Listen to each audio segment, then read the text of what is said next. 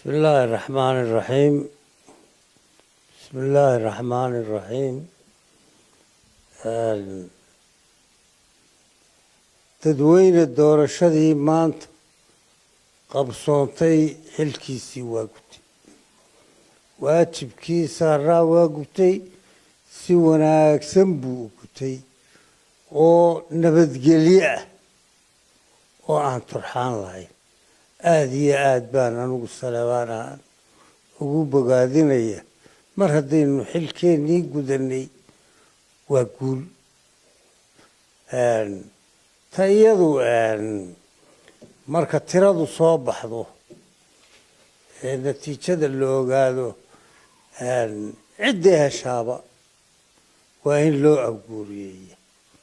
waa in loo halneeyaa ciddii heshaba dibadda inoogama iman ragga ordaya waa rag wada muwaadiniina ciddii heshaba waa in sacab lagu hambalyeeya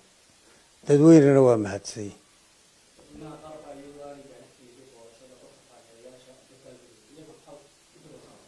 kaa nacas baan idhahaa anugu nin dabaal degay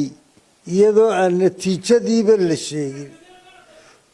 waa doqoniimo weey waxay muujinaysaa waa layga adkaaday hadhowtaan dadkan bala gelinayaa wey maxaa dabaaldegba keenaya dabaaldegu iyo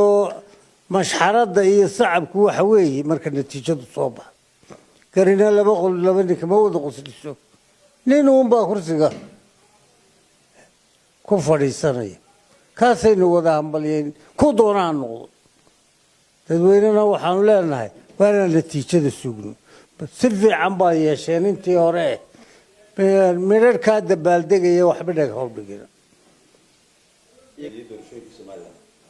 dee beesha caalamka miyaan ka baryaya waan shaqaystay doorasho xoroo xalaalaan galay dadweynahaygii waa guulaysteen miyaan ka baryayaa ma been bay sheegi lahay wixii jiruunbay sheegeene waa ku mahadsan yihiin iyaguna maxaan gaadhsiinayaa ilaa hadda si qurux badan bay hawsha u wada kow mar haddii natiija soo baxdana kii soo baxuun baa labada kale haniyadeynaya maxaad aniga oo aan fari lahaa waajibkooda waa yaqaani way shaqaysteen si qurux badan